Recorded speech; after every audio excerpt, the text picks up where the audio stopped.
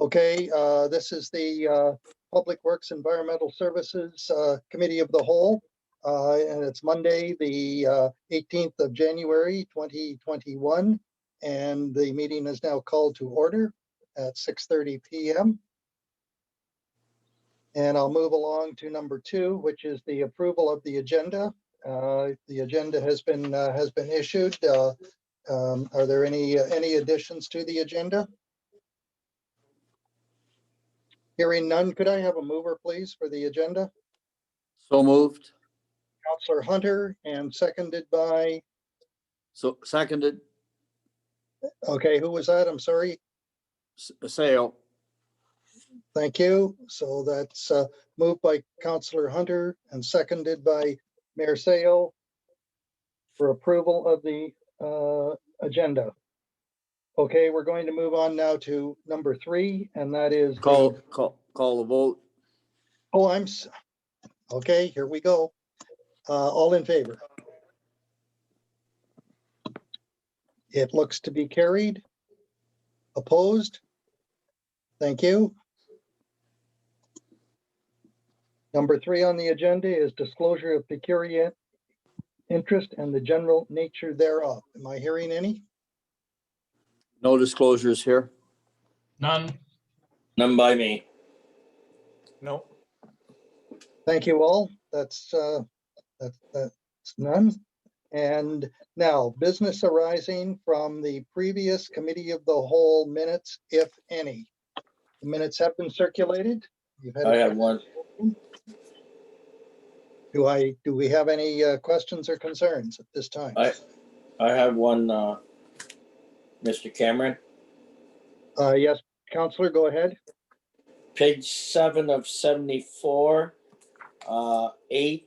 I asked about the speed signs going up at Browseville and Crystal Rock. I just want to know if they're done. I drove by over Christmas and I didn't see any. I'd like a follow-up to Dave, please. Or Gord.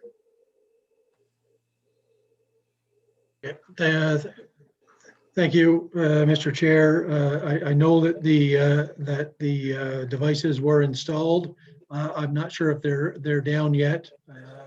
I haven't received a report with respect to that, but I will pass it over to our Director of Operations to see if he has a further update. Thank you, Mr. Grant. Gord, you'll have to turn your mic on. Sorry about that. Yes, I have an update. Speed counters were installed. They're in at 1917 Browseville Road from December 16th to 23rd. The average speed there was recorded at 70 kilometers per hour, and the 85 percentile is 87 kilometers per hour. Copies of the report were sent to the counties and to the OPP. And also there was a setup on County Road 44, and it had a similar average speed, 70, 85 percentile. Oh, sorry.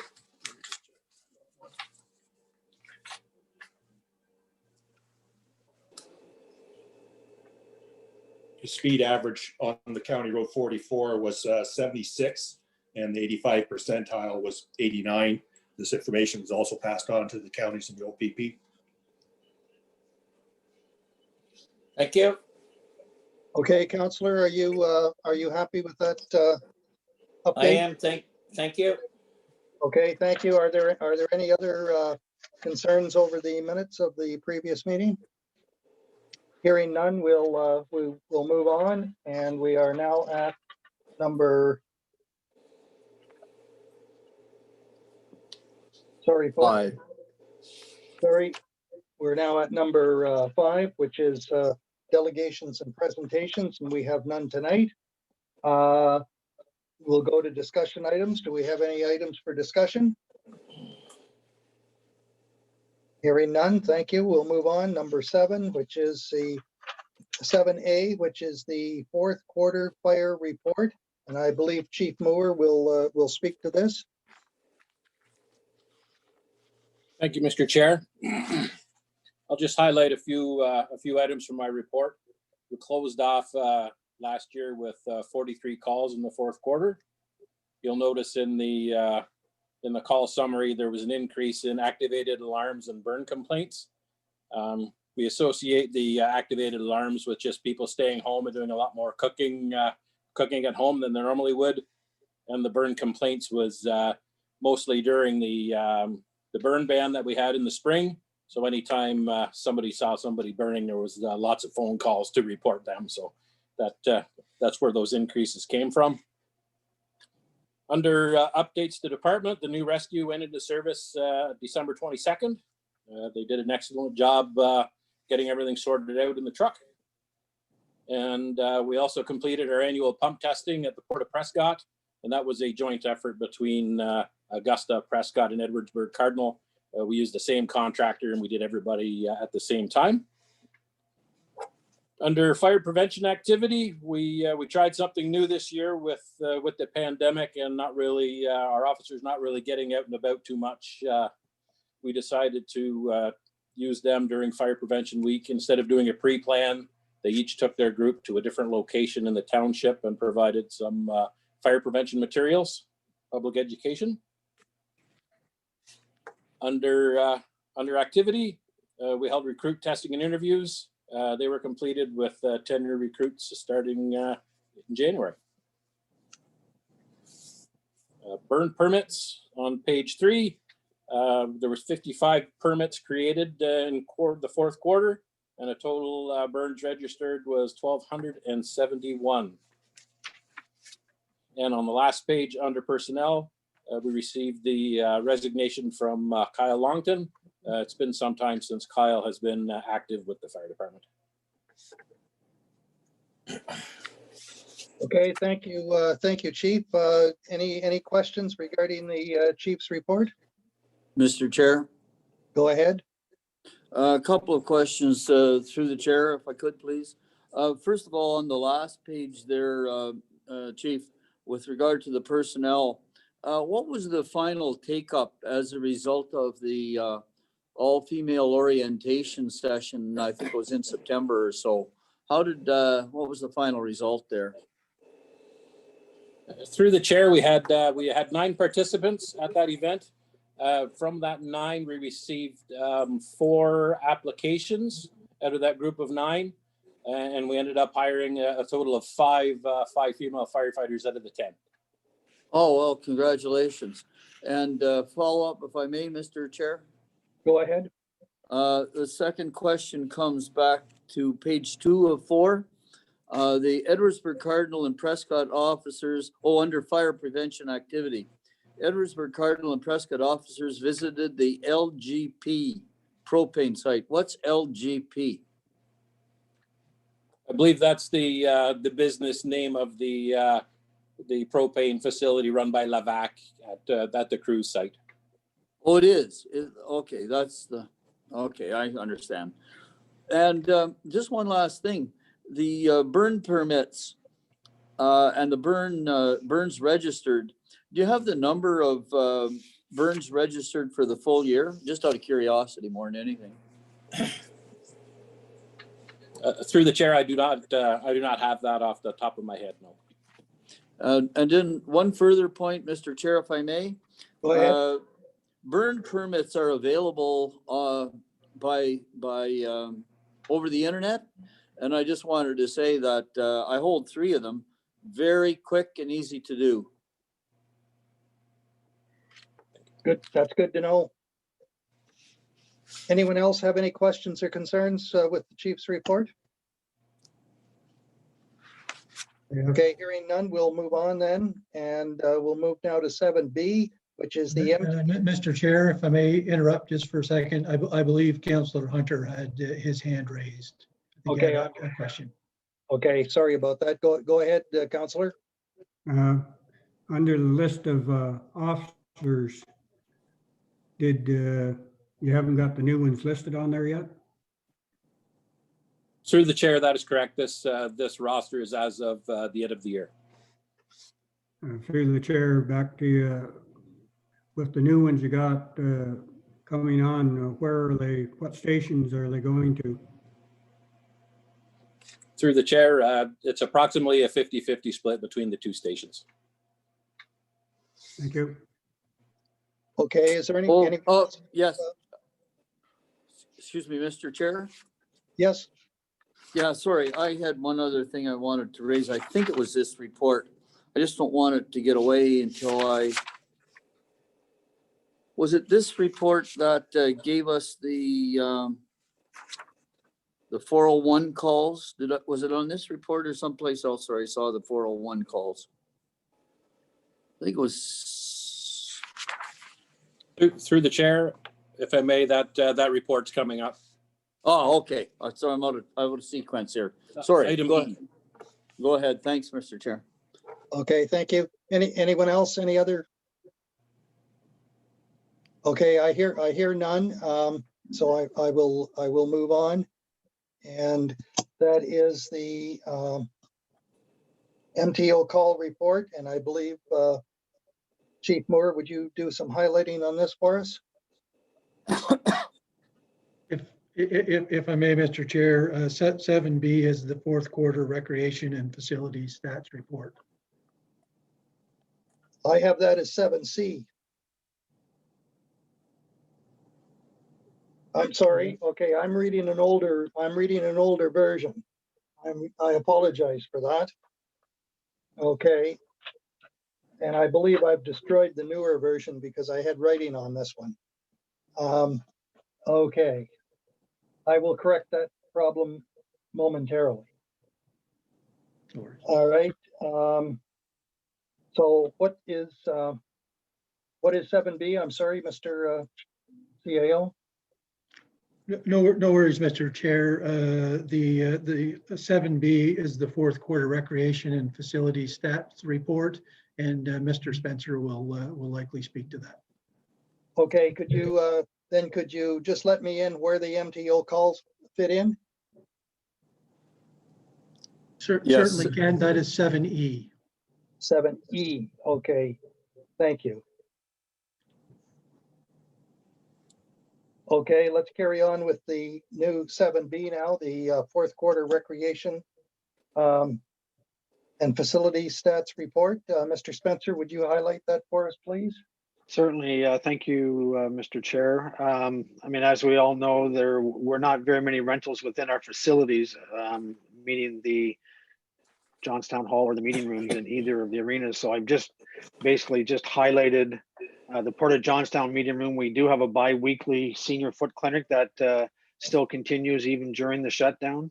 And then also we've had weekly counseling sessions put on by the developmental services of Leeds and Revel, the community outreach program. So it's residents that are within our municipality, and it's a lot easier for them to travel to the rink and meet with the counselors there. So that has been a positive venture for those individuals not having to travel outside of the township for that. The town hall upstairs, just showing that we had a 10-week session of both yoga and line dancing. Again, both parties had to meet the proper protocols for COVID-19, and we had no issues to report on either of those sessions.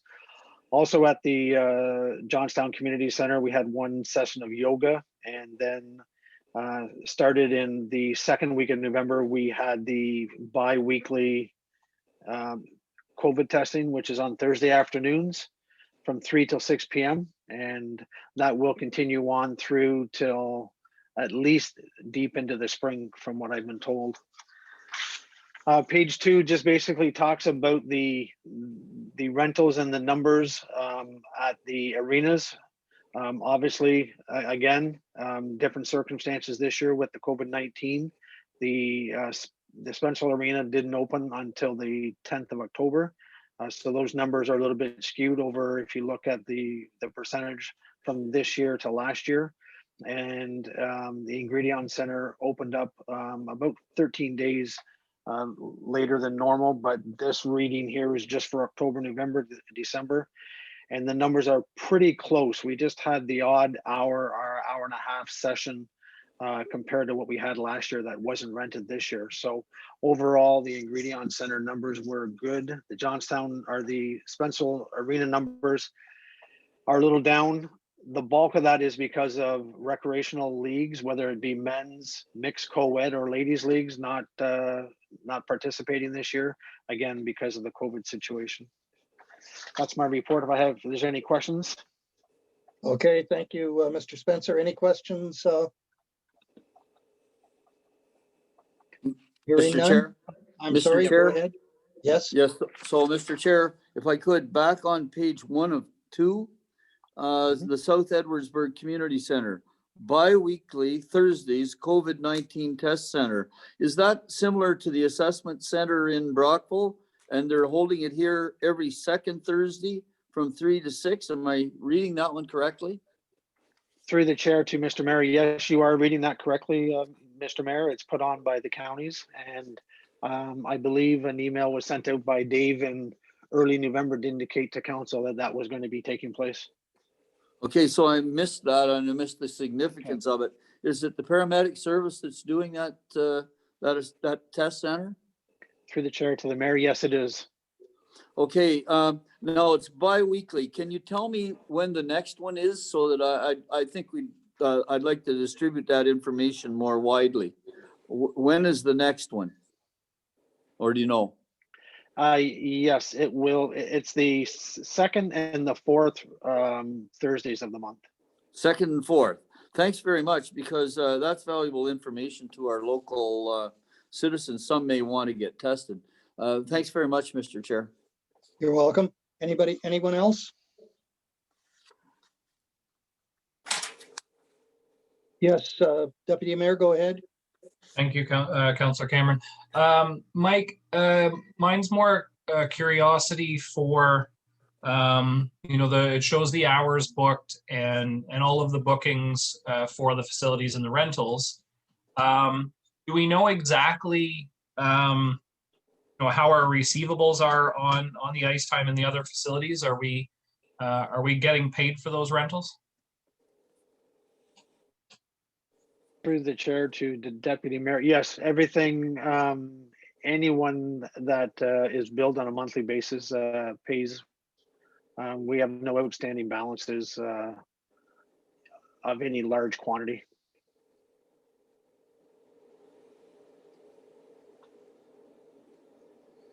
And I may add, just on going back to the mayor's comment about the COVID center, I said the second and the fourth. I believe it's the first and the third Thursdays. So I will double check that, but I believe it's the first and the third because they were there on the 7th, I believe, of January. So it would be back there on the 21st. Okay, so can you First can and you just third. confirm? Yeah. I will flip you a quick text, Mr. Mayor. Thank you. And Mike, just just to follow up to- on that, would you send that out to all the councillors, please? Certainly. Thank you. And if I may follow up just on that, it is by appointment only. Oh, by appointment, and is there a phone number or something?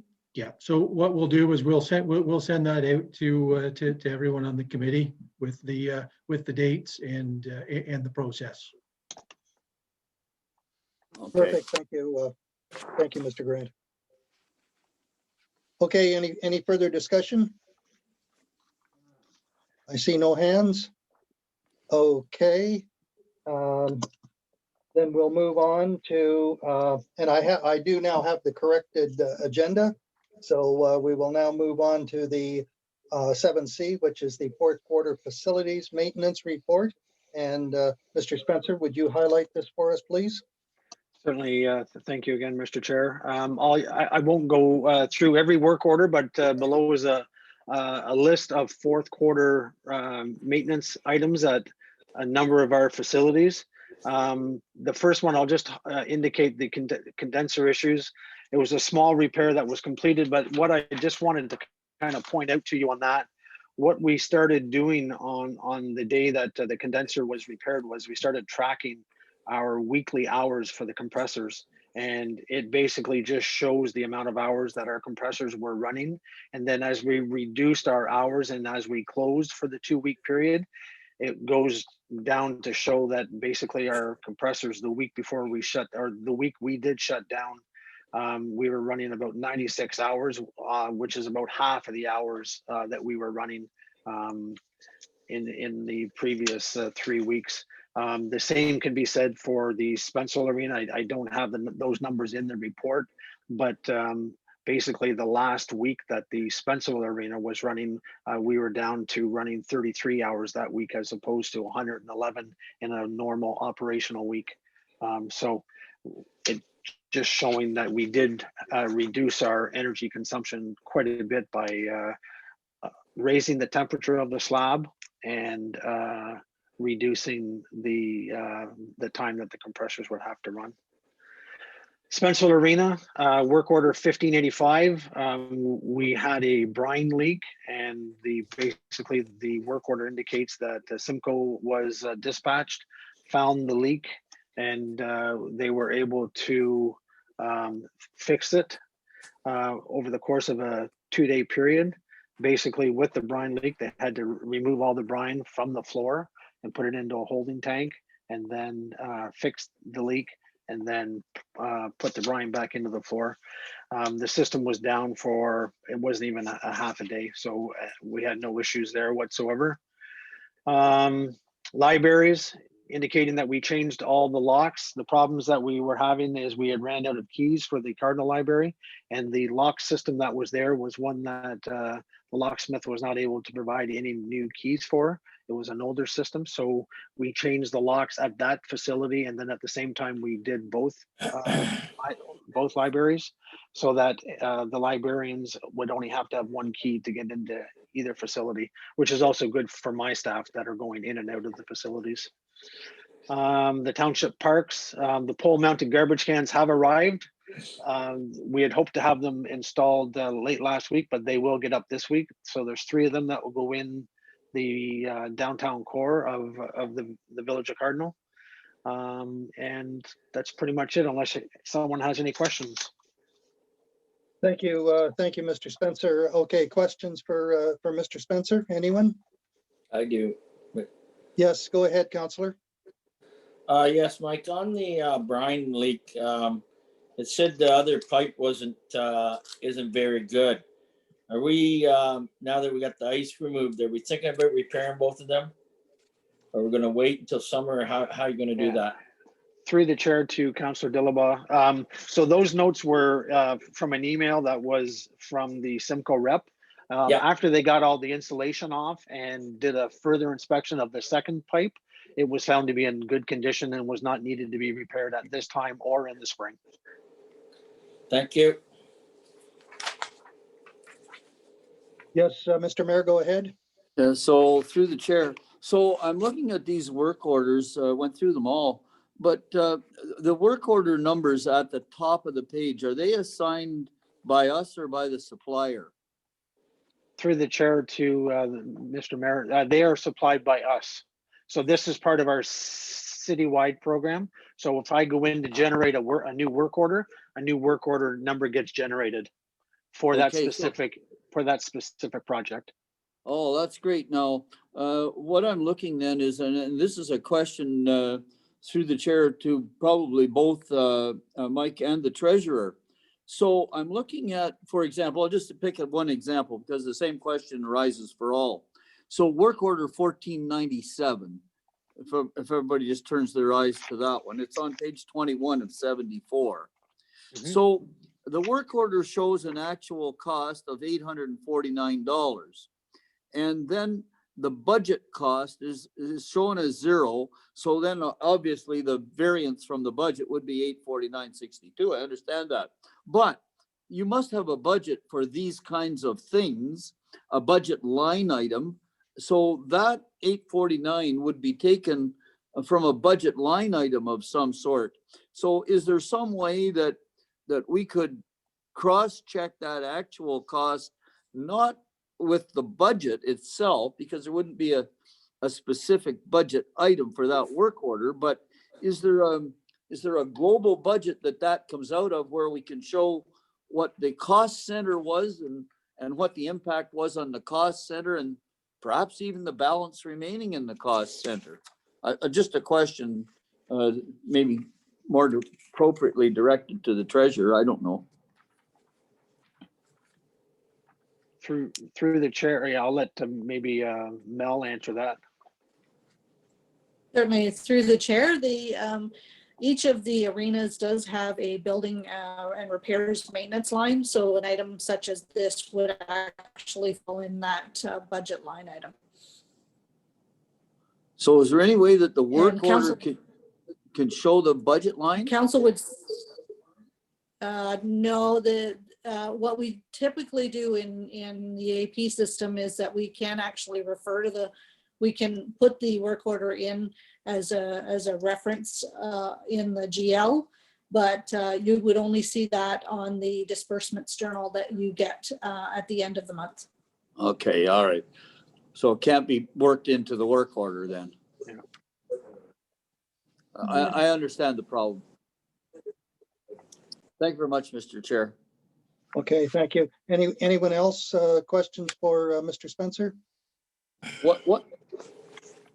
One final question? Sure, go ahead. Yeah, through the chair, on page 25 of 74. I know that this is not my dog, but I'm not sure what it is. Can somebody tell me what I'm looking at? 25, is that the picture of the brine? That's the piping for the brine tank? Is that what it is? Yes, it is. That's the piping. So you can see the clamps and that are down at the bottom. So that's Yes. where our guys basically put some rubber membrane in there and put those clamps on to kind of secure the leak until Simcoe was able to get on site to fix it. Oh, thank you very So- much. So that lower piece is the piece that was replaced. Okay, thank you very much, Mr. Chair. Okay, anyone else have any questions? Okay, hearing none, we're going to move on, and our next up at that is the fourth quarter operations report. And Mr. Shaw, would you like to highlight some things here? Certainly, thank you, Mr. Chair. For the Public Works in Section 1, loose and hard top maintenance, all the gravel roads were graded in preparation for winter. They had a bit of a washout on Government Road, which staff attended and added a culvert, I believe, and kind of remediated that situation. They've been applying cold patch and hot patch to various hard top roads.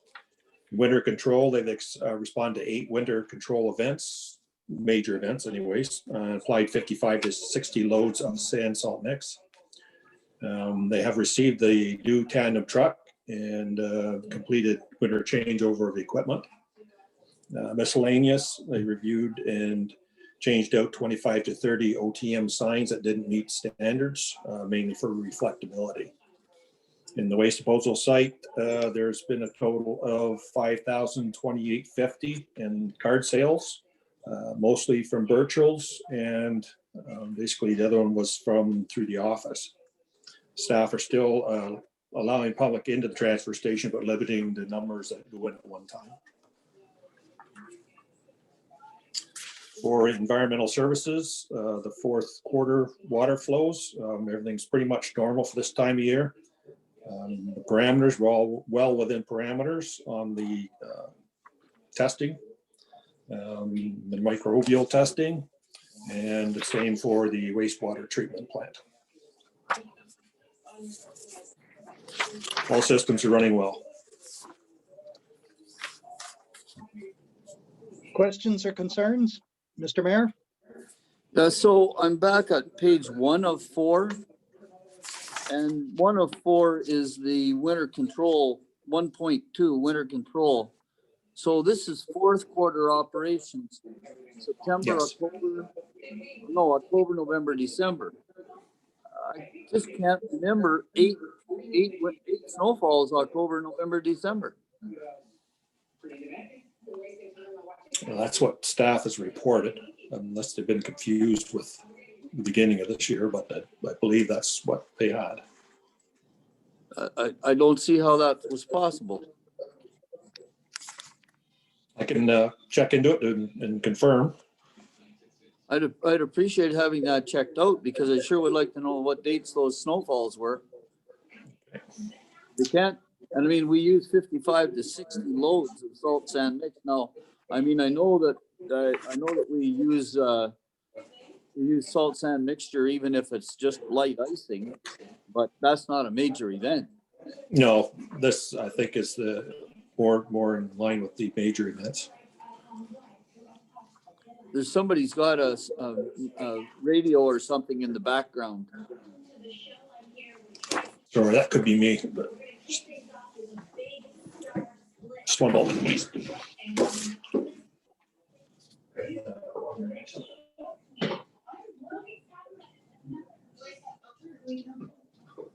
If I may, Mr. Chair,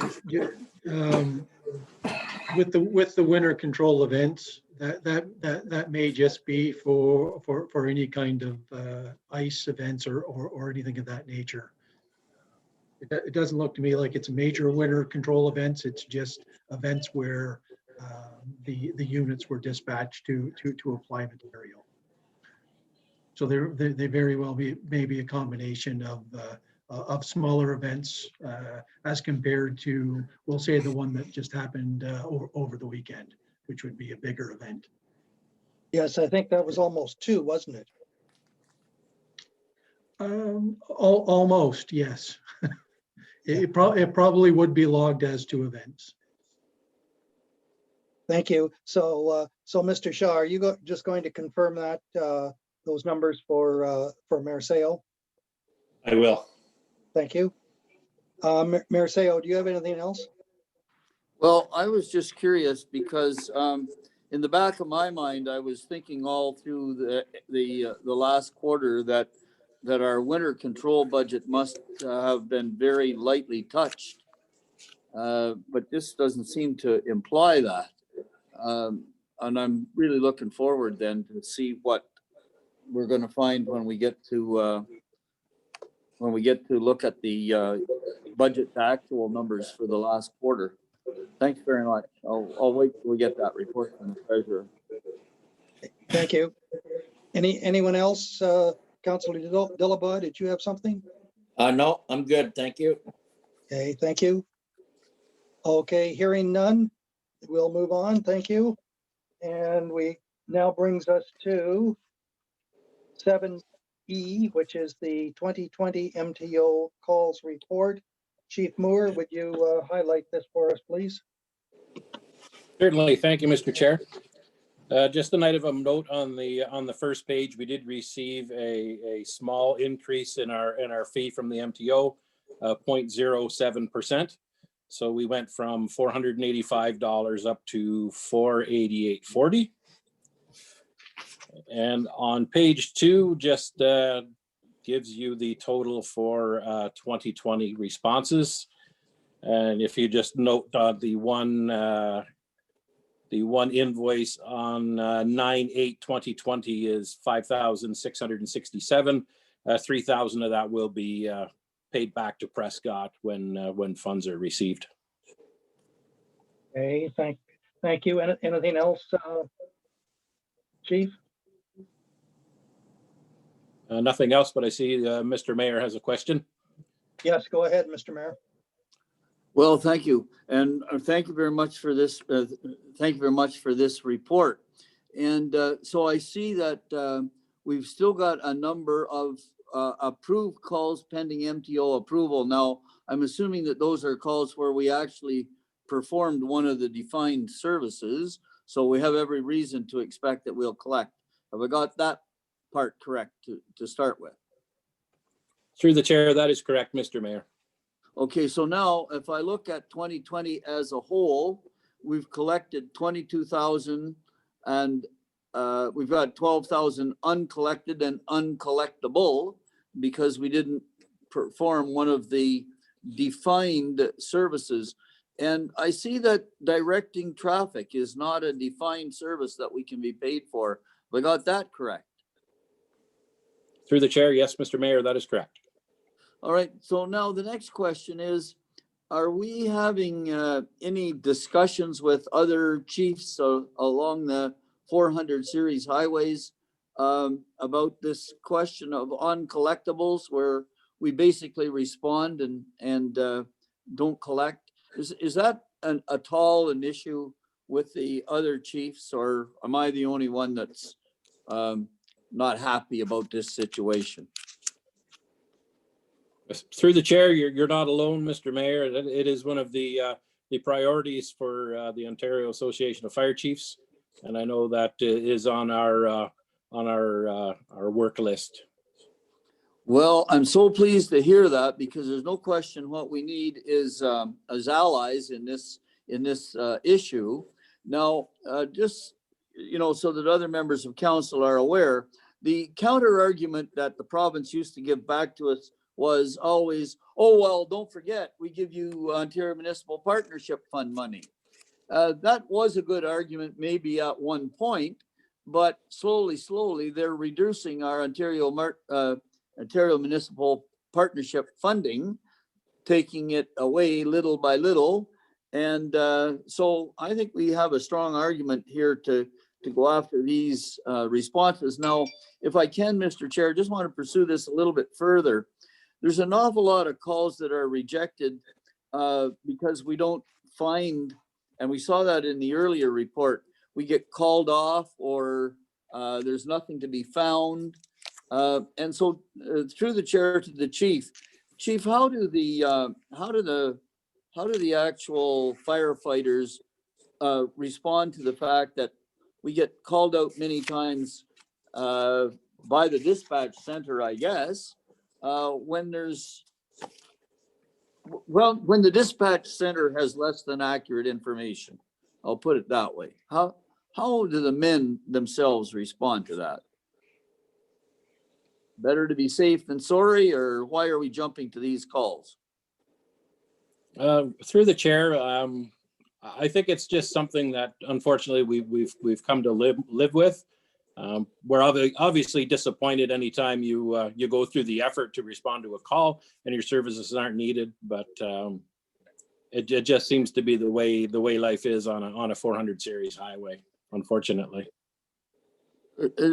Is there any other concern at any other departments about the fact that we get that number of those calls? I'm looking at the previous report we did in your 2020 report. It looks like we did 30 calls where assistance not required. Now, that's not all 401. I understand that, or 400 series highways, but 30 calls where assistance is not required seems to me to be a big inconvenience to our volunteers.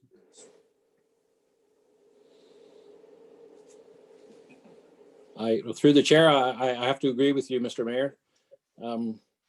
I don't really have a solution. I know we are going to do some work with the dispatch centers.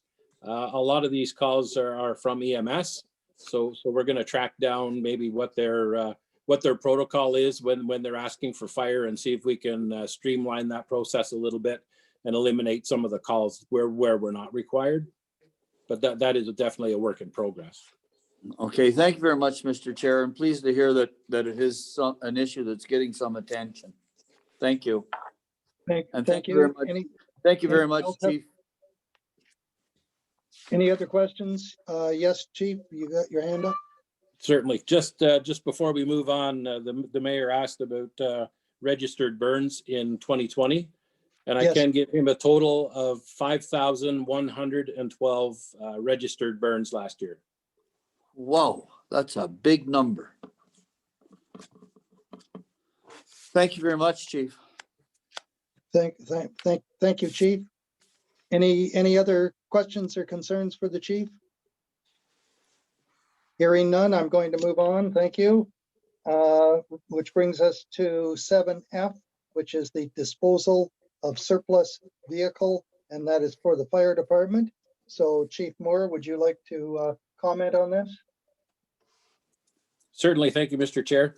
So obviously, council's aware that van 1 was replaced in December. So we're sitting with the old van 1 and looking for council direction to dispose of that as a surplus to the needs of the township. Mr. Mayor, go ahead. So the recommendation is to dispose through public auction. And we've tried a couple, and if I'm looking at the briefing note, public auction could include Marshall's auction, Rito vehicle auction, or online government surplus auction. So we've tried a couple of disposals through Marshall's auction. And I'm not sure that we've received the results of those auction sales. And I'd be kind of interested to see the results of those auction sales, just out of curiosity. And so then my question through the chair is, out of the 3 auction options available to us, is the staff making any particular recommendation as to which one of these auction options you would select if this recommendation is approved? Through the chair, I think my recommendation would be the Rito vehicle auction. Is that Winchester? That is correct.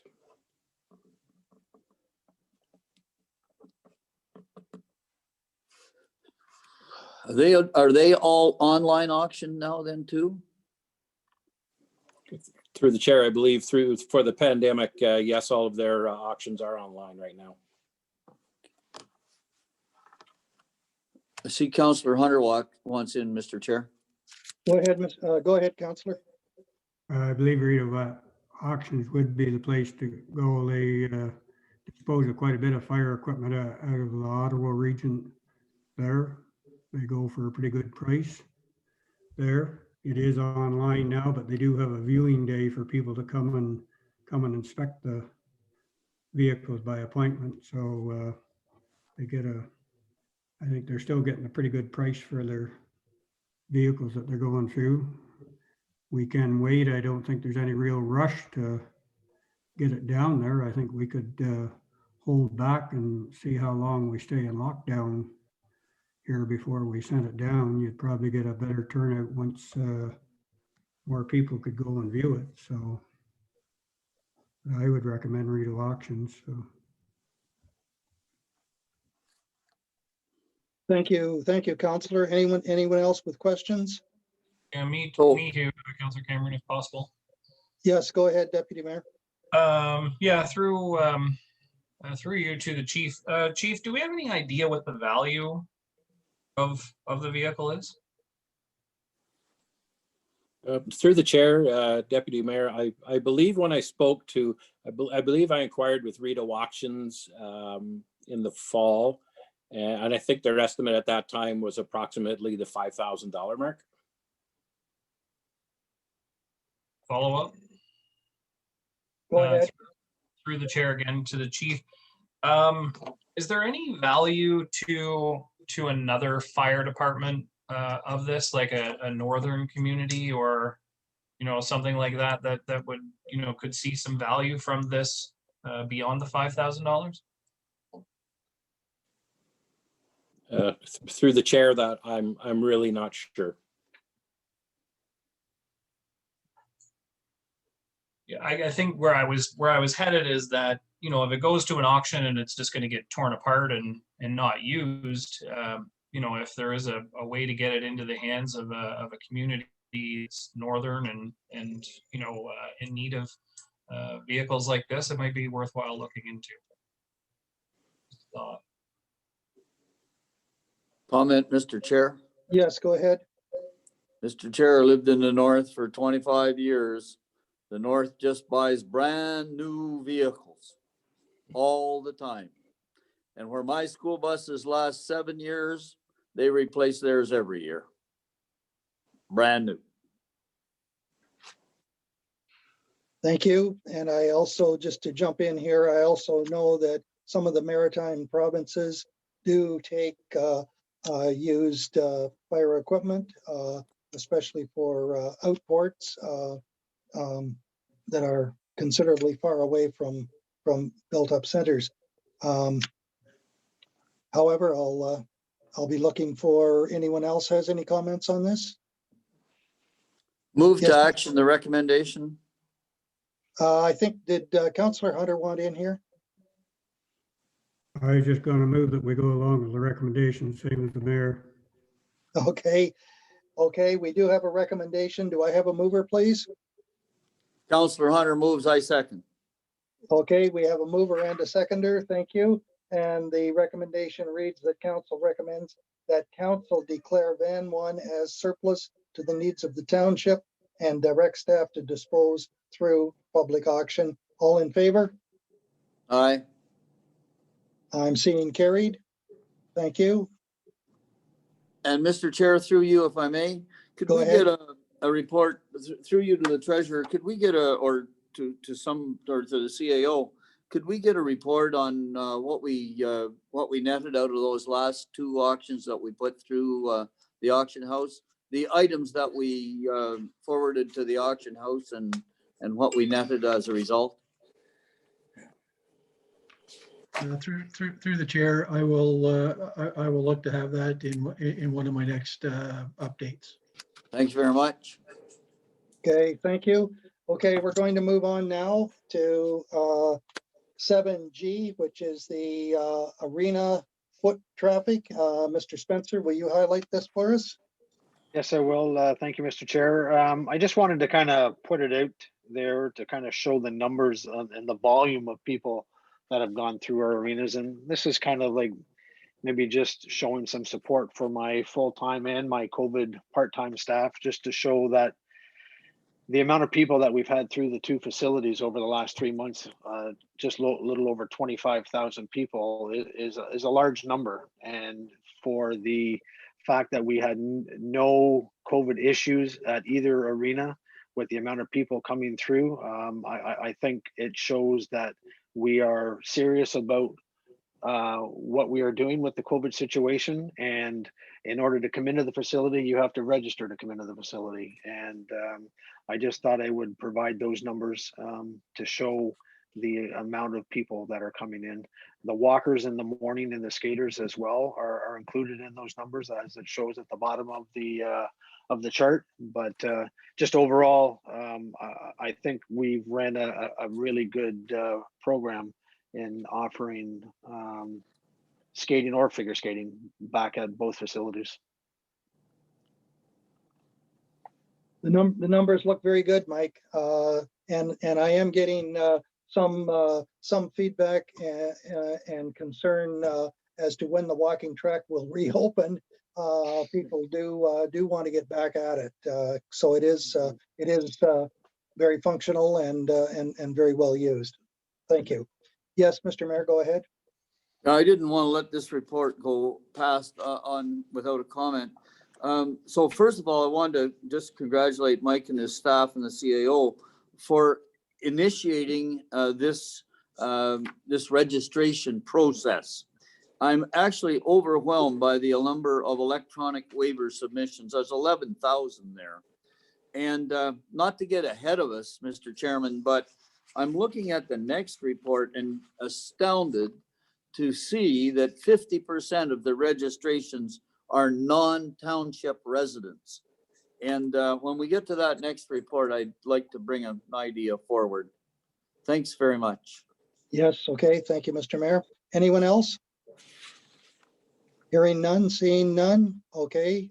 There's no recommendation for that. That's information item, thank you. And so we will move on to the next report, which is Public Skating Trends 2020 season. Go ahead, Mr. Spencer, if you'd highlight this for us. Certainly. Thank you again, Mr. Chair. So this is just a basic information item on our public skating. Our public skating numbers are usually fairly good. We typically in past years haven't kept track on a week-to-week basis, but obviously this year with the COVID situation, we really didn't have a choice. So we started with low numbers as far as participants at 30, then we increased it to 40, and now we're up to 50, which is the maximum that we're allowed to have in. And it seems to be going quite well. We had it up to the 50 for the last 4 sessions prior to the break. And then also for the last four sessions, we changed the questionnaire a little bit to kind of find out where the people were coming from. And as you can see, for the last four sessions, basically it was a 50-50 percentage. 50% of the people utilizing the public skating were from the township, and 50% were from outside of the township. Thank you, Mike. Any questions for Mike on the topic? Mr. Mayor? So this is where I'm very interested, because now we know that not only will people register, but we can require them to register. And I see from the last paragraph on the bottom of page 1, as a way to gauge where public skating participants were coming from, a question about what city or town the folks lived in was added to the electronic waiver form on December the 16th. Those who did not complete an electronic waiver were asked to provide the same information on their paper waiver. So that means to me that as of that point in time, it was optional whether you declared your residence. And so I'm posing a question through the chair to the council. Would council be in favor of expanding this just a little bit so that, number one, it became mandatory to fill out these forms, not just for public skating, but for hockey and figure skating as well, and that we start collecting user information of all sources? Because I think council should be aware of the fact that in July the 27th, we sent letters to Augusta and Prescott pointing out what our overall costs were to operate these two arenas for 2019 and suggesting that they might be interested in making a contribution to 2019 operations. Neither one of those have answered us. And it bothers me more than a little bit, the fact that not only are our taxpayers paying the cost of operating these facilities, but we can't even get an answer to a question.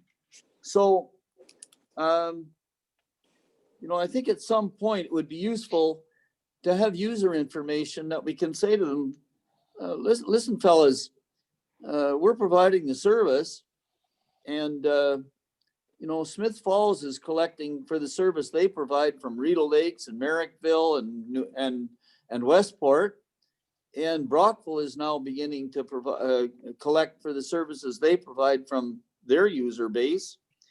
Would council be in favor of expanding this program, this questionnaire just a little bit so that we can collect some data too?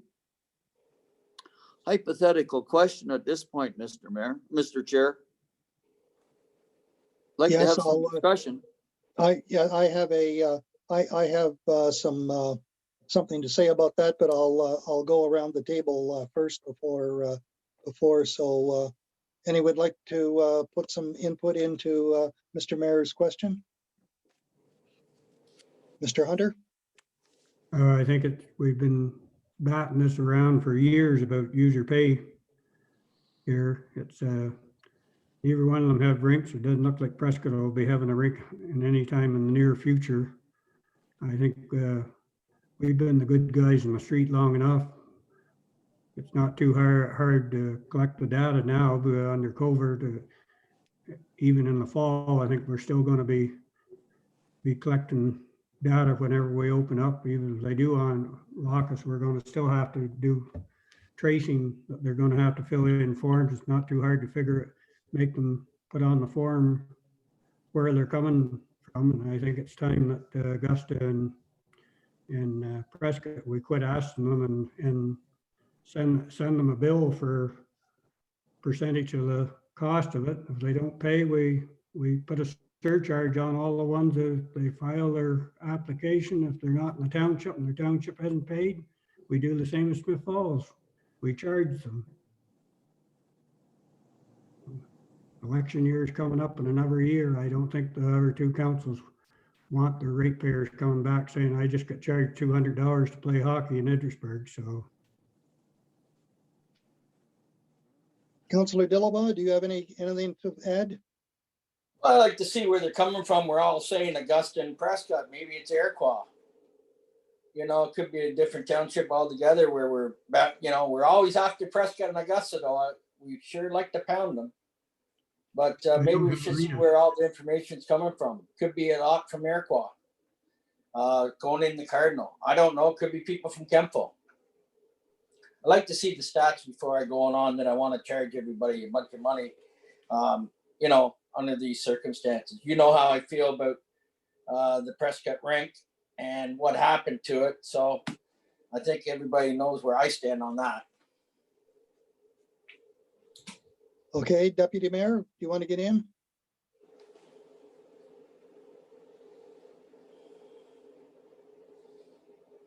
Mr. Bush?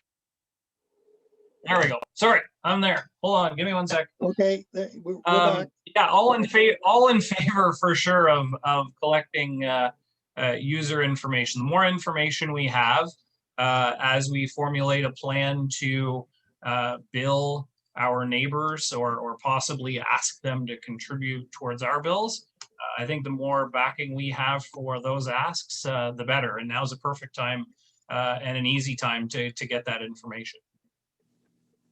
Thank you, Mr. Bush.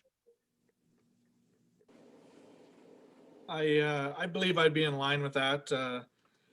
Collecting data, as long as it's not anything sensitive and it's being cared for properly, then I'd say go for it. Thank you, Mr. Packwood.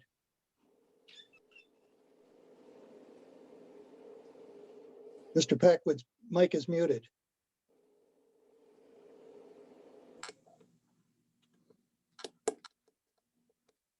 Okay, we'll just move on right now. So I guess the question that I would have is, yes, Mike, I'd like to have a little more information as to the locations that these people are coming from. It could very well be to the north, Kempville, or even further. So yes, I'd like to see some more data regarding that. Is that possible to get? So in the previous report that I had given, I indicated there was a couple different things. So the paper waiver forms, the electronic waiver forms are done by the people, primarily the parents or adult leagues that are coming into the facilities. The section that shows the player/coaches submitted through associations. So what that is, so I'll just give example, South Grenville Adam B rep team. They have 20 kids that are on their team. When they come to the rink, their team manager, they report to their team manager every day with the same questionnaire that we have. And then the team manager then submits the list if we ask for it at that night. And what I do periodically is once a week, I will contact one of the associations and I'll say, give me your Sunday night 7 p.m. ice slot, and she'll submit the paperwork. So it's just to make sure that they're doing their due diligence to make sure that they're collecting that. But they have to have that information before those kids go on the ice. So the information that we fill out on the forms, I could certainly add a city in there or a town or a proper location as to where they live. But that would be the parents primarily that would be filling that out, and the adult user groups or anyone doing a waiver form. Okay, I understand what how that would work. I think that would give us a little more information than what we have now. Can I weigh in again one time? Just a moment. Yeah. Yes. All right. Go ahead, Deputy Mayor. Sorry, I didn't mean to interrupt. I just wasn't sure if you could see my hand. We collect, I'm assuming that these forms are contact tracing forms. That is correct. So we collect them, you know, at our business as well. But there is a question of privacy, of personal privacy attached to each waiver as well. So I think, it might be worthwhile before we reveal user specifics, specific data, or use it for any purpose other than contact tracing. We may want to investigate whether we actually can use those forms for anything other than what their intended use is. I know I can't use mine. They have to be destroyed after 17 days. So We destroy ours after 30. yeah. So it might be worthwhile before we use them for anything else, just make sure we can use them for something else. Thank you. Thank you. Thank you, Deputy Mayor. Councillor Hunter? I think we have owned the facilities, whether we attach them to contract tracing or whether we just make it another requirement of users to identify where they're coming from. I think if we can't use the contract tracing one, I think we can easily add on a slip on there saying we need this, but we also require you to give us a location of where you're coming from to use our facilities. So, and in response to Councillor Dilba saying we're always after Prescott and Augusta, they're the only two townships that use our arenas that don't pay for arenas of their own.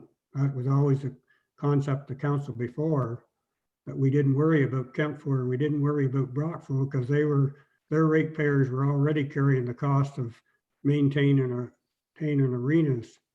They were the two townships that weren't carrying the cost of maintaining an arena now. So. Correct. Okay, anyone else?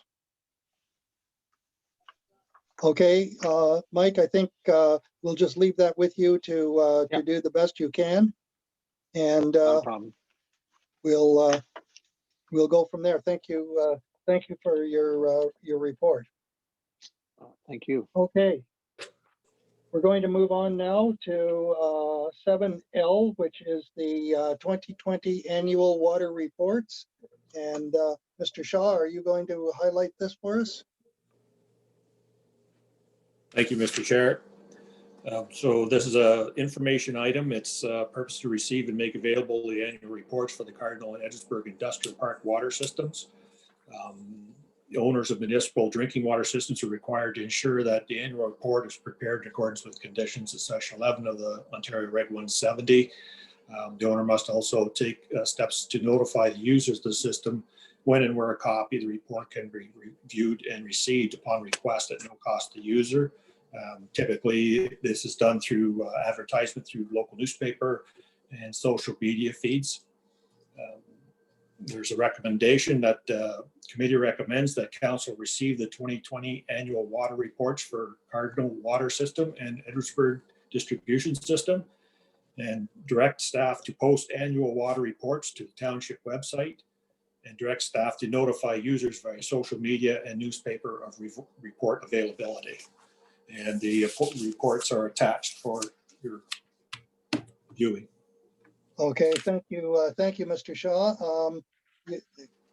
You've had the chance to go over the briefing notes and the reports. Do you have any questions for Mr. Shaw?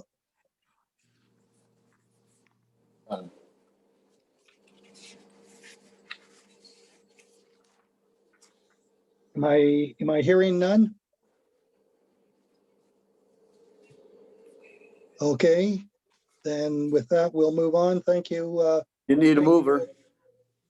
Sorry, Mr. Mayor, go ahead. I'll move to action the recommendation. Thank you. I have a mover. Do I have a seconder? Second. Councillor Hunter, thank you. Okay, Mr. Shaw has outlined the recommendation. I'm going to call the question. All in favor? Aye. Aye. Aye. Carried. Thank you. That was in your package on page 55 to 66.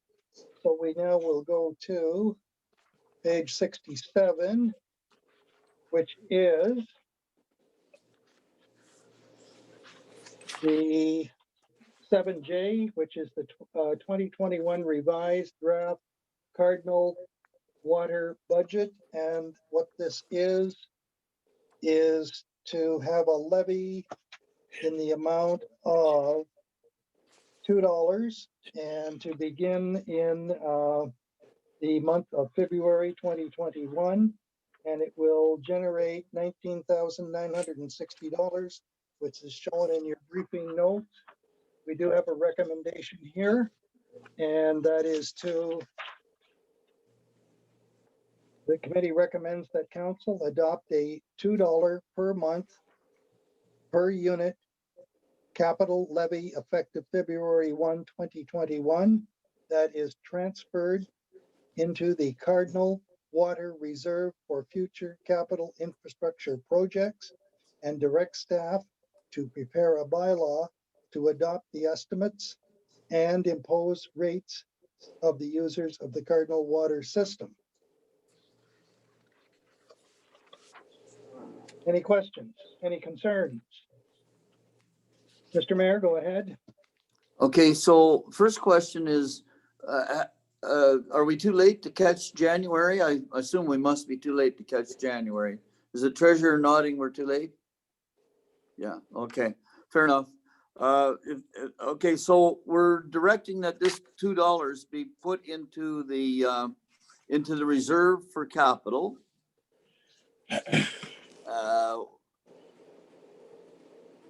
For future capital infrastructure projects. And then we're going to take, that's 19,690 going into that reserve. And then we're going to take 128,000 out. I mean, I think we should do it, and I'm going to support the recommendation. But I really think that we should be adjusting the rate as well. But I've lost those battles before, but I mean, we've got other capital to maintain. This is not, this $2 that we're talking about, which is for future capital infrastructure projects, was not really operational projects. It was the sewer and water infrastructure on County Road 2 that we were thinking about. And I know the 128,000 that we're going to take out of that reserve, it's for the engineering on County Road 2, 50,000. 22,000 for something called Golden Anderson, and 18,000 for a filter, and 8,000 for a SCADA, and then 30,000 for a tower safety upgrade. So by approving this, we're approving all these capital items as well. And I'm not so sure that we've come to a full discussion on all of these 5 capital items. Is there any of these capital items that can be defrayed one year or another in order that we get a jump and an increase on this reserve rather than, you know, putting 19 in and taking 128 out?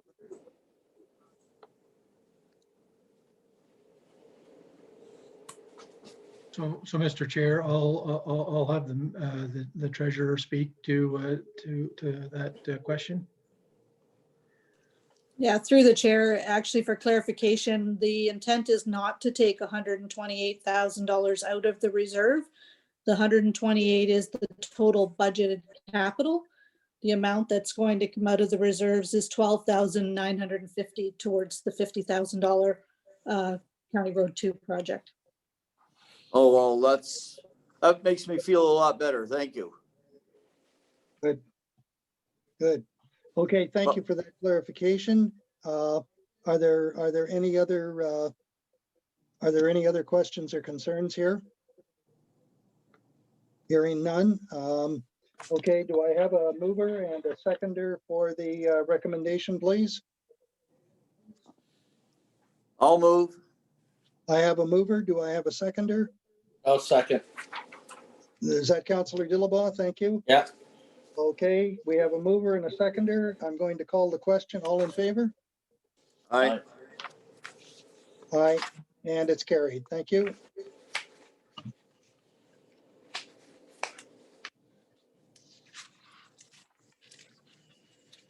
Okay, that brings us to 7K, which is the revised draft Cardinal wastewater budget.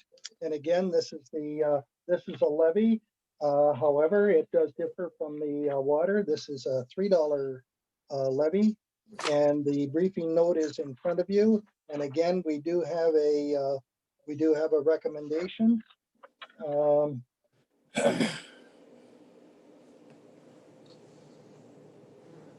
You've had a chance to read the briefing note. Any questions or concerns?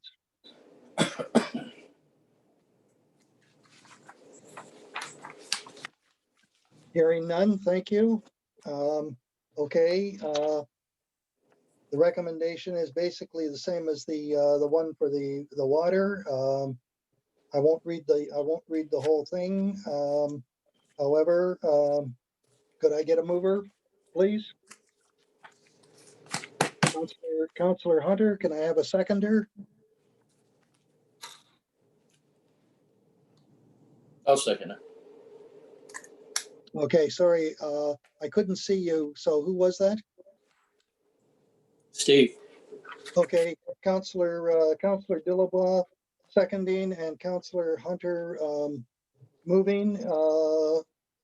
All in favor? Aye. Aye. Aye. And that's carried. Thank you. Okay, so the residents in Cardinal water and sewer system now have a levy. Okay, let's move on. And it is now time for number 8, which is councillor inquiries and notices of motion. Do I hear any? Mr. Mayor, go ahead.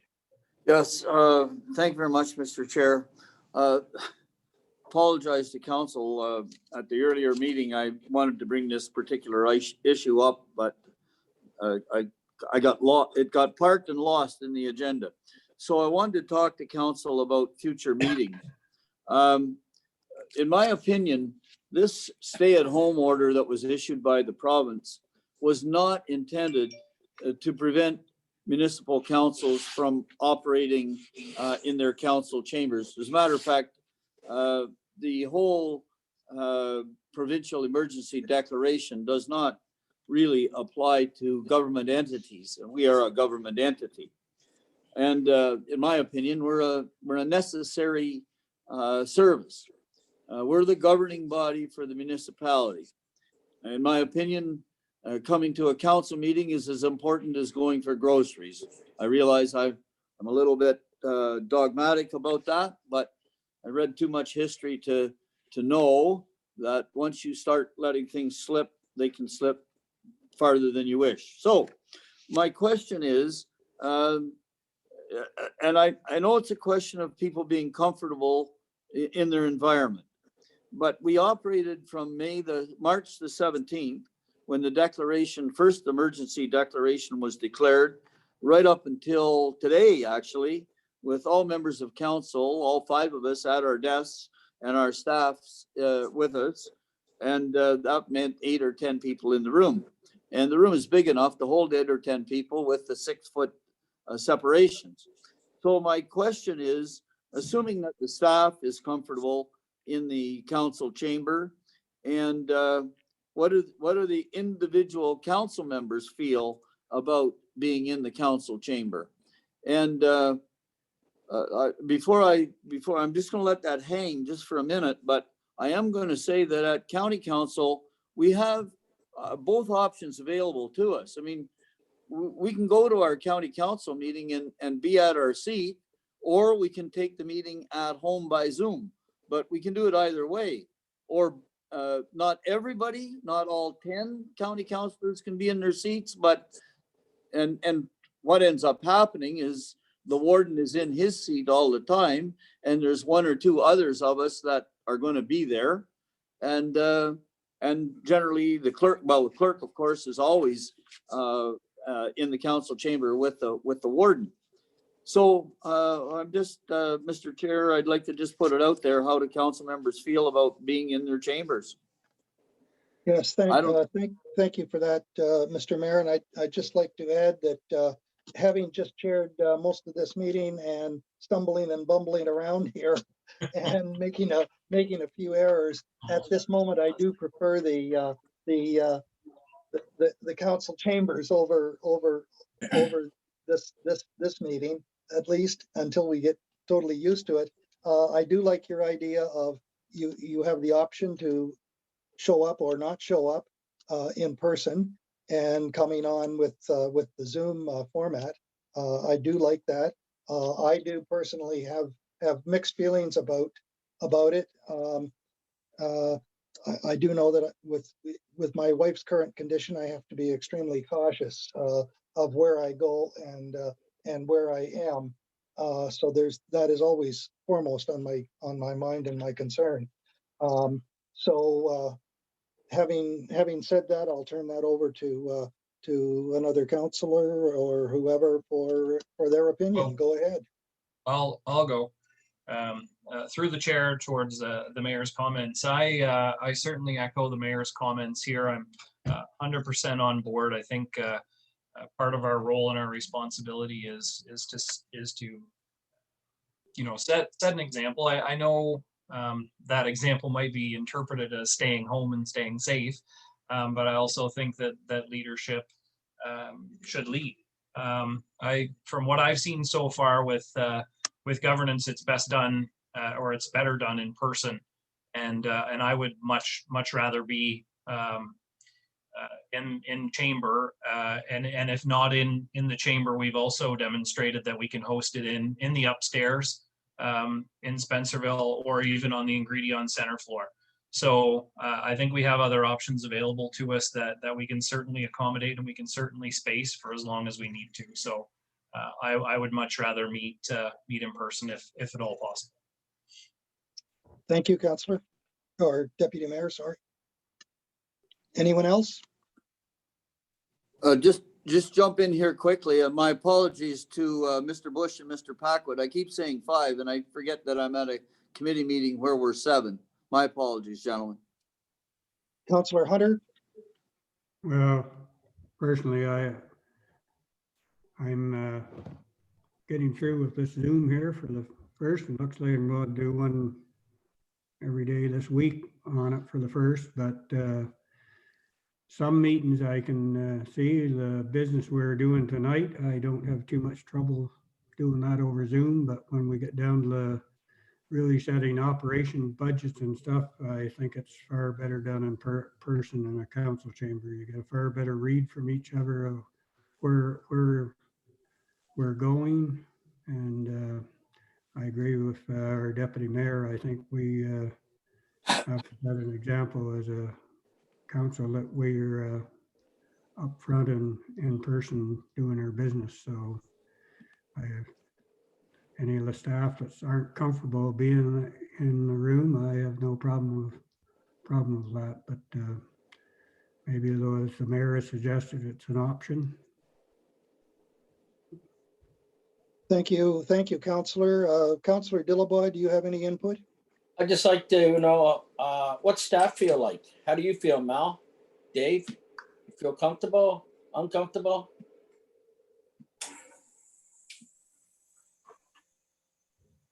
Thank you, Mr. Chair.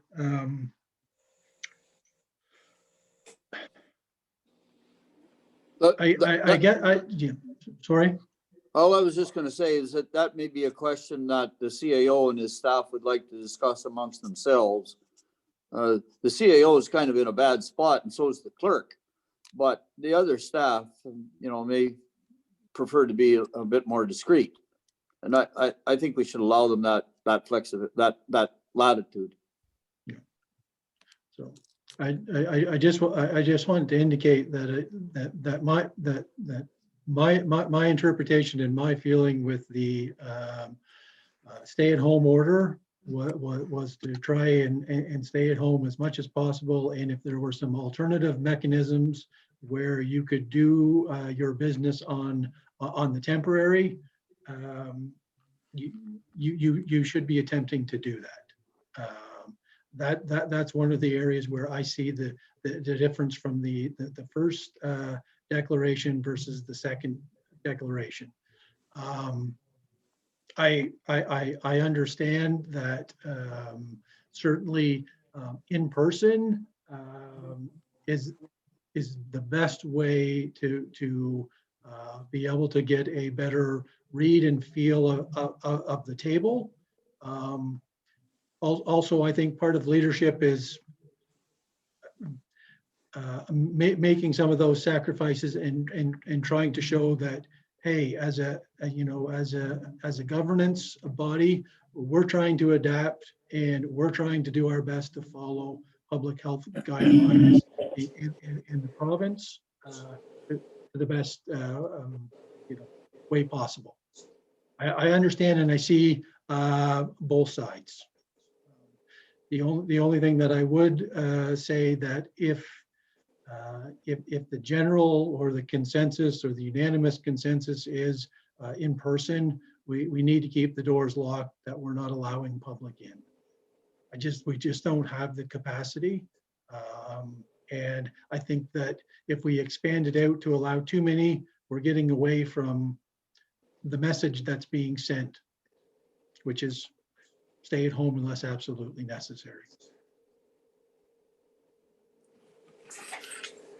Thank you, Mr. CAO. So, thank you for that. Thank you for that, Mr. Mayor, as well, and the rest of council. I'd just like to touch base with Mr. Bush to see how your feelings on that are. I'm fine with going into chamber. The communication's definitely easier, and there's less miscommunication or mishearing. I know my internet is sometimes not very good, so a few sentences I sometimes miss. So thank you, Mr. Bush. Now, Mr. Packwood, do you have a comment? I wonder if Mr. Pack was actually with us. Well, I show him. He's not video, and he does have a mic muted. So I'm not sure whether he's with us or not, to be quite truthful. Mike, what's your take on that? If I'm showing a screen with no video and no microphone, has he signed in? Yeah, no, he's definitely still in. He has not. He's still online. Mike, Yes. can you unmute his mic in case he can't figure out how to do it? No, I can't. You can, as host of the meeting, unmute his mic. Oh, there it is. He's good now. He's unmuted. Yeah. I just asked him to unmute, but I can't unmute him. Can you hear us, Mark? So I don't know whether, Mark, if you listen to me just for a second, if you've got an iPad, top right-hand corner of your iPad, if you touch it, you'll see a start video and a mute. And if you can go to your top right-hand corner of an iPad, if it happens to be an iPad, you'll see those two little icons there. And one will start your video and the other will start your audio. Must not have an iPad. Yeah, he may have called in because he's not showing as an option to ask him to turn his video on. So he may just have called in. Yes, okay. Fair But enough. he's still online though, listening. Okay. Okay. Okay, Mark, if you can hear us, you can hear us. If you can get information to us one way or another, that would be appreciated. So, okay, we've heard from everybody. Mr. Mayor, where do you want to go with this? Do you want to make a decision tonight? We do have another virtual meeting tomorrow night scheduled, or do you think we should do that in chambers? Well, I wanted to have this discussion, and you know, I'm heavily. There's two really strong arguments here, and one is that we're elected to lead, and which way should we be leading right now? I mean, the CAO, when he interprets the stay-at-home order to apply to everybody, and maybe we should set that example. Got to remember that it's only when it was instituted on Boxing Day, it was supposed to be for 28 days. And I suspect that it'll be extended. And, but again, I come down to the fact that in Leeds, Grenville, Lanark, we're really doing quite well here as a health unit region. And I think we are setting a good example. We're distancing while we're here. You know, we're controlling limits of the public. We're making every effort to be open and transparent with our by putting our meetings online.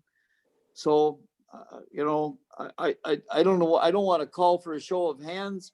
I think I want to just let things simmer for a little bit.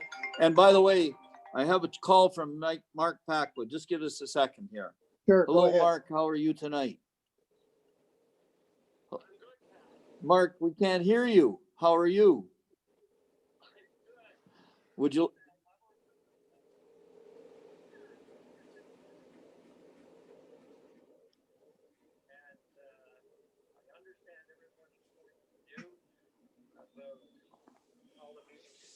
Now, just Mark, I want you to just speak a little bit louder. Can anybody hear him? I cannot. No. Go ahead anyway. But anyway, I won't hold you up, Mark. Are you in the council chambers or at home? Which would you rather be? Oh, is that a fact? Okay. And you can't and you can't get your beg your pardon? Okay.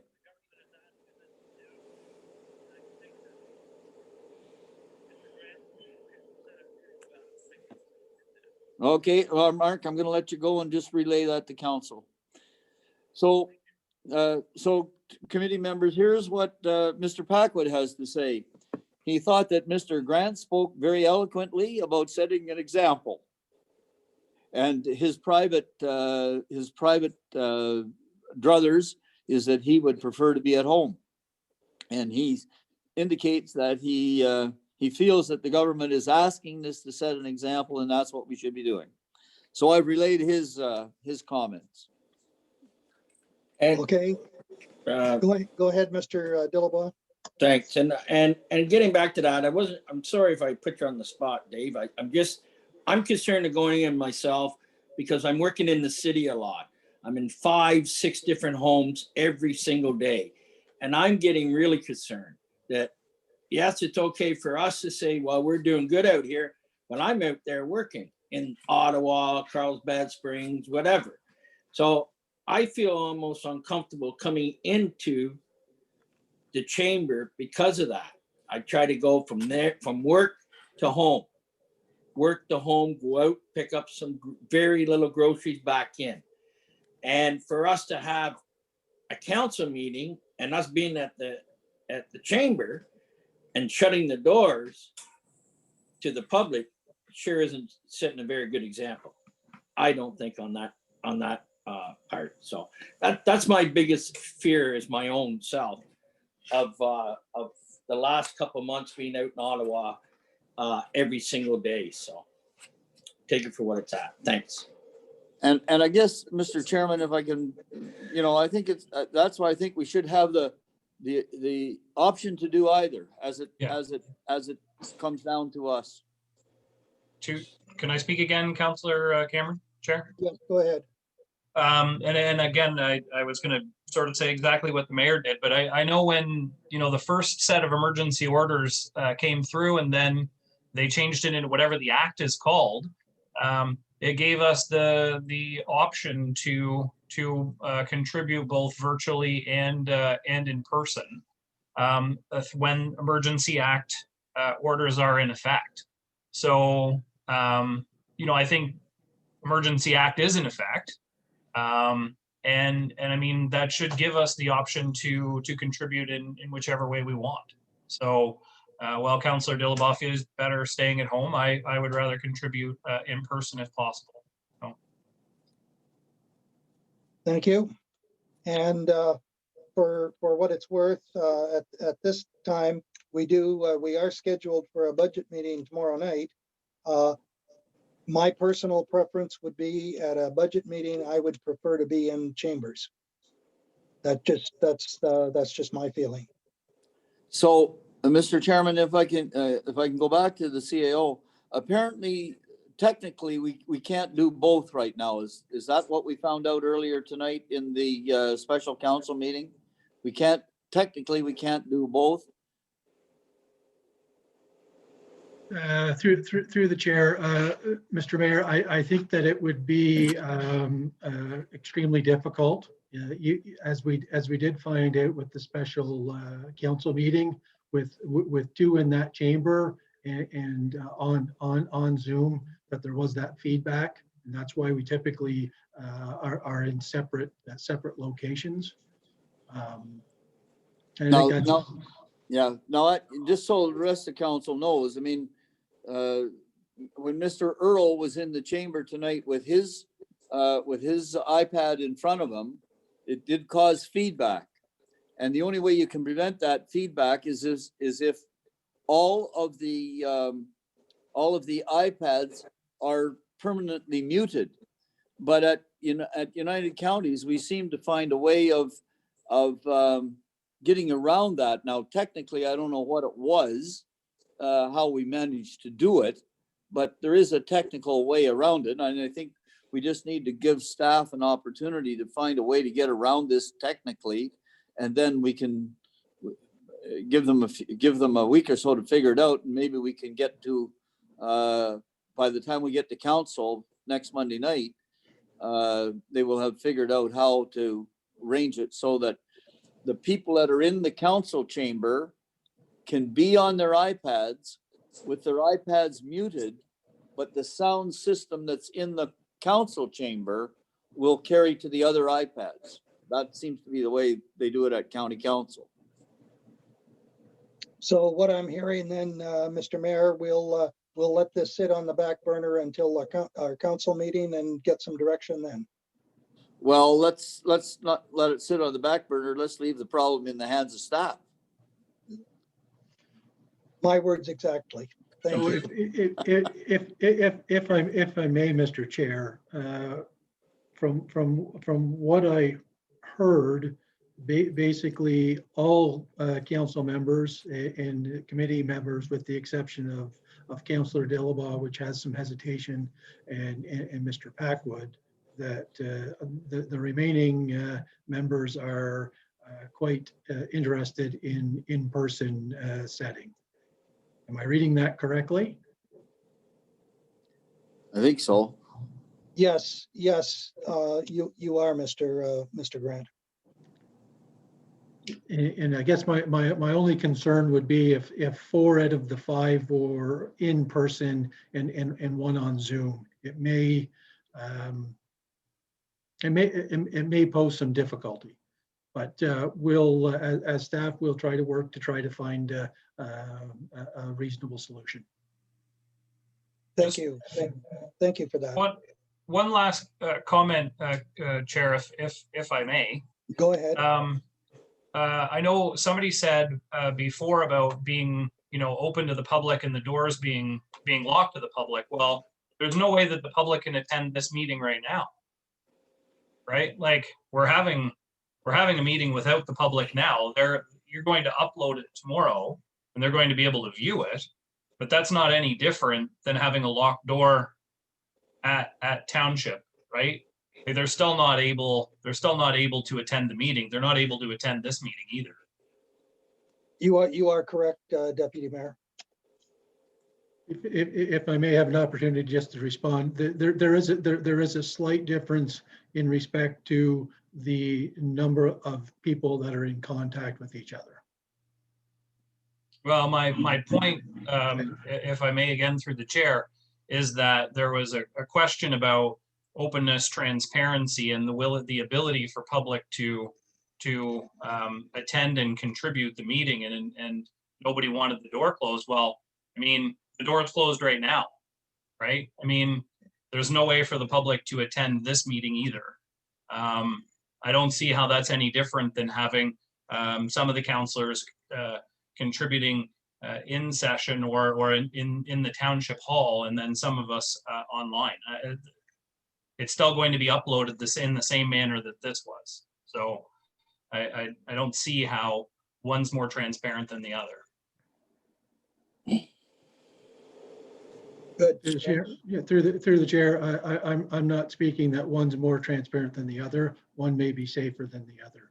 But I understand, I understand the points. Thank you, Mr. Grant. Good. Okay, so we're going to leave that in the hands of staff to look into this and get back to us, hopefully, if possible, at the next council meeting. So I'm assuming then, as with that being said, we will still be holding the budget meeting tomorrow night virtually. Thank you. Okay, any other council inquiries or notices of motion? Hearing none. Thank you. I'm going to move on, and this brings us to the mayor's report. So Mayor Seo, you're on deck. No report tonight, Mr. Chair. I'm flabbergasted. Thank you. Okay, obviously there's no question period unless someone has some questions. So we're going to move on. We have no closed session. And the next item on the list is adjournment. So I'm looking for a mover. We only need a mover, don't we, for Yep. adjournment? I'm looking for a mover, and I see Councillor Hunter. Thank you. All in favor? Aye. Aye, that we adjourn at, oh, where's my clock? Where's my atomic clock gone? Somebody got the time? 8:06. 8:06 p.m. Thank you, Councillor Dillabaugh. We are now adjourned. No, Well- call the question. All in I favor? think we all said aye. Thank you. We're adjourned. Thank you so much. Well done.